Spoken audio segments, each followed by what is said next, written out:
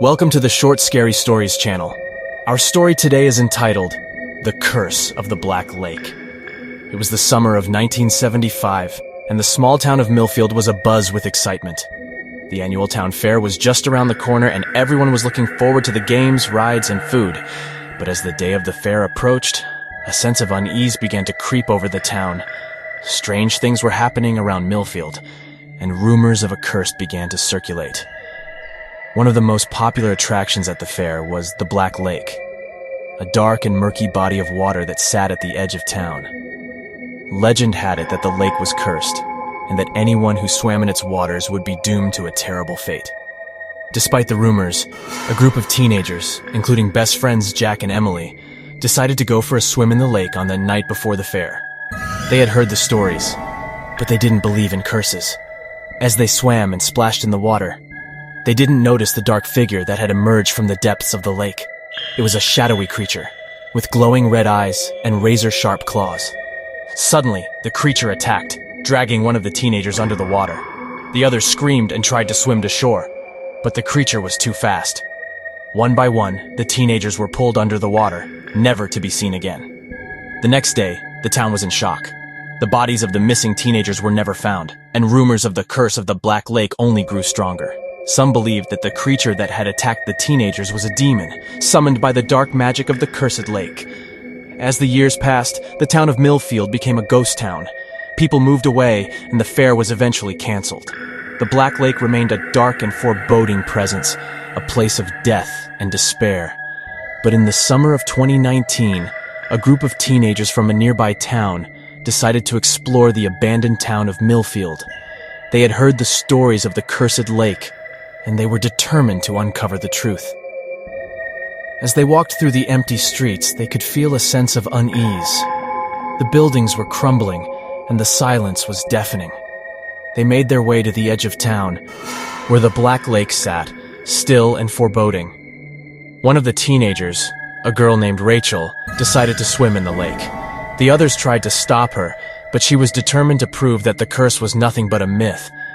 As she swam in the dark waters, she felt a sense of dread wash over her. She could feel something watching her, something lurking in the depths. She tried to swim back to shore, but something grabbed her ankle, dragging her under the water.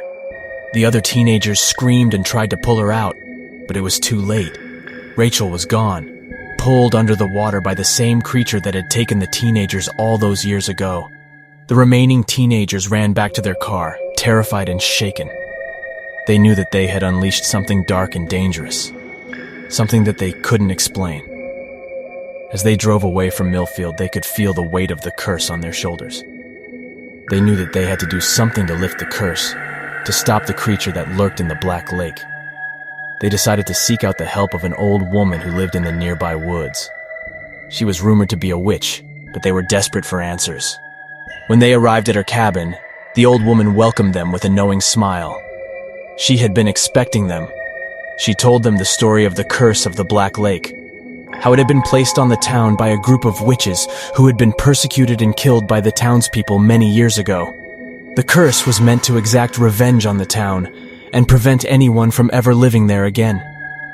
The old woman knew how to break the curse, but it would require a sacrifice.